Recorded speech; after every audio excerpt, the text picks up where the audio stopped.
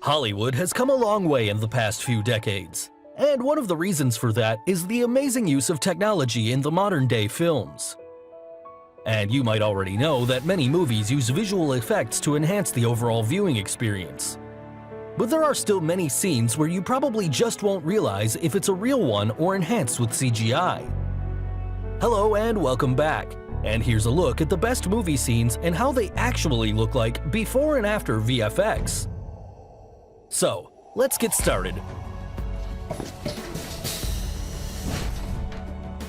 At number 7, Avengers Endgame.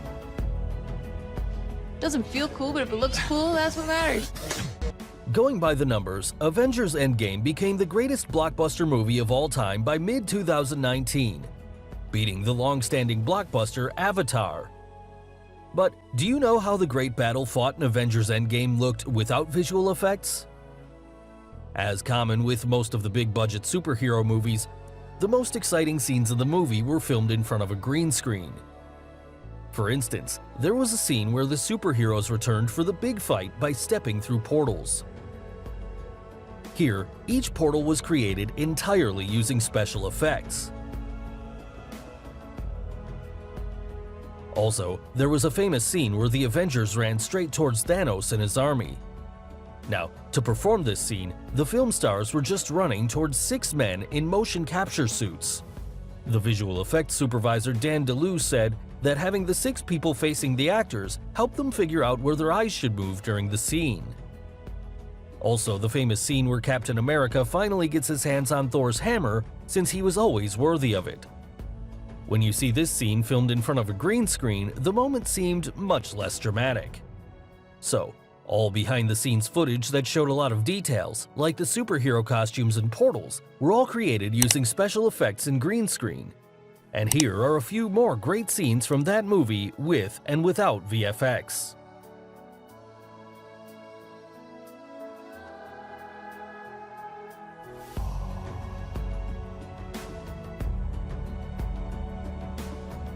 At number 6, Venom. Tom Hardy is known to do films which possess quite a few challenges as an actor, and Venom is one such movie in which he performed quite well. Now, all Spider-Man fans will already be familiar with Venom through previous films, but bringing the villain to life this time round posed unique challenges for the film's VFX supervisor, Paul Franklin. Also, it's the visual effects that drive the spectacle by transforming Hardy's ordinary human reporter named Eddie Brock into a tentacle-sprouting symbiote freak. One of the key things about Venom is while he's still humanoid in shape, he's able to move at incredible speeds and can do extraordinary moves, and never moves like a human being. So, for Tom to look like Venom presented a great creative challenge. His movement and body language became the cornerstone for the VFX work. The way he held himself, the way he rolled his shoulders, and his action sequences. Now, Venom is about 21 inches taller than Tom Hardy. How did they create him? Here, they had some sort of positional reference, probably a ball-shaped object so they could frame that up for the shot. So, anyone talking to Venom's eyes needed to look 21 inches higher directly at the ball. The team even got a tall stunt performer, almost 6'10", and because Venom is actually 7'6", they built him up even higher with a wiffle ball on a stick sticking out of the top of his helmet. Then, through the suit, they had motion capture reference markers all over it, so they could at least track his body movements and get a proper idea of where he was. After that, it was down to the character animators to take charge of the remaining stuff. One more thing that was interesting about Venom were his long and sharp, ugly teeth, and he'll never be able to close his mouth. Here, the length and shape of his teeth were subtly controlled on a shot-by-shot basis. Also, the big teeth you see were given a slightly unclean texture, because if they had made them bright and shiny white, then he would look like he had just been to the dentist and had veneers put on. At number 5, Life of Pi. The movie Life of Pi is truly a visual masterpiece. However, there was nothing easy about the making of this Academy Award-winning film. The ocean scenes, which were quite famous in the film, were shot at a giant wave tank built by the crew in an abandoned airport in Taiwan. This tank is the world's largest self-generating wave tank, with a capacity of 1.7 million gallons. One wall of this tank was even movable so that they could take advantage of sunlight. So, the entire storyline around that boy on a boat, along with an animated tiger, was filmed in that massive tank. Yes, that tiger was actually CGI and wasn't even there during filming. After all this filming, the VFX team then had to work their magic to turn the tank's surface into one that looked like the ocean day in and day out. And to make that ocean look realistic, high-powered wind blowers and strategic CGI work was used to create storm clouds, winds, and the beautiful nightfall. At number 4, the Twilight Saga Eclipse. The Twilight series is quite famous for the werewolf named Jacob, and the female protagonist in the film, Bella Swan, formed a relationship with that wolf.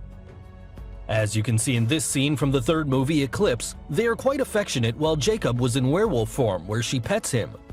The scene looked quite natural. But in reality, Jacob was wearing a funny suit and bending down.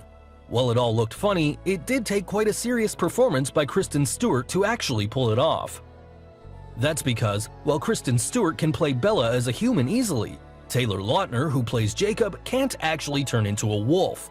And that had to be visualized by the director and his VFX team. At number 3, Harry Potter. Welcome to your first flying lesson. Well, what are you waiting for? If you're a Harry Potter fan, then you might very well remember the fictional sport named Quidditch. It's a dangerous sport played on broomsticks. And there are quite a few flying scenes in Harry Potter movies. These flying scenes are filmed differently throughout the Harry Potter series depending on the scene.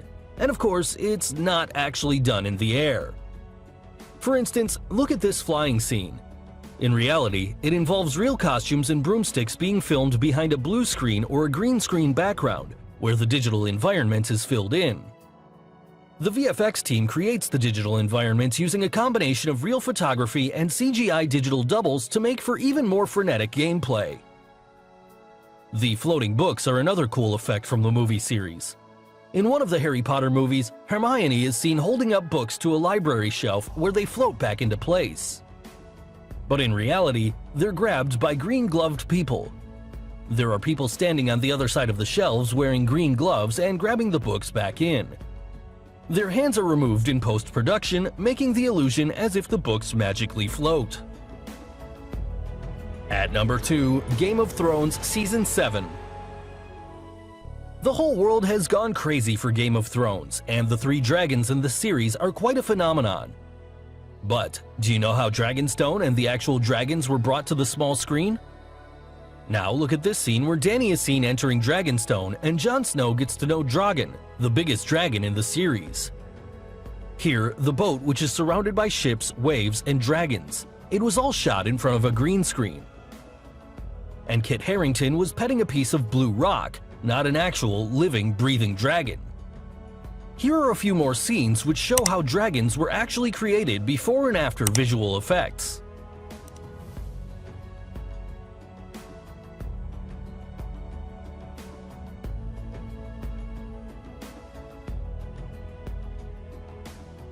So finally, the number 1 movie in our list, and yes, it's a superhero film. Avengers: Age of Ultron. When you settle in to watch a movie like Avengers: Age of Ultron, you know you're going to watch some CGI. But apart from the amazing actors performing their roles to perfection, the credit also goes to the amazing back-end team creating some amazing visual effects.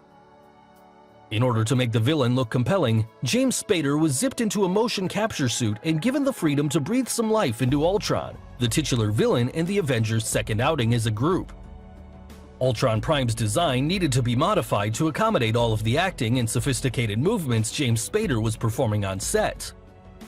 The wide range of sensors and reference cameras also helped in reflecting James Spader's on-set performance onto a character whose face and body were made up of rigid pieces of metal, in which the face alone had 600 nodes of rigging. As in the previous movie, Hulk was the highlight of the visual effects. With the digital character appearing in 50% more shots than in the previous film, the VFX team took a new approach to the Green Giant's muscles and flesh. And it involved building the rig, putting the muscle system on top, and the skin on top of that, to make it 6 times more efficient. So guys, hope you enjoyed this video. And what do you think of these movie scenes? And which movie has the best VFX scenes?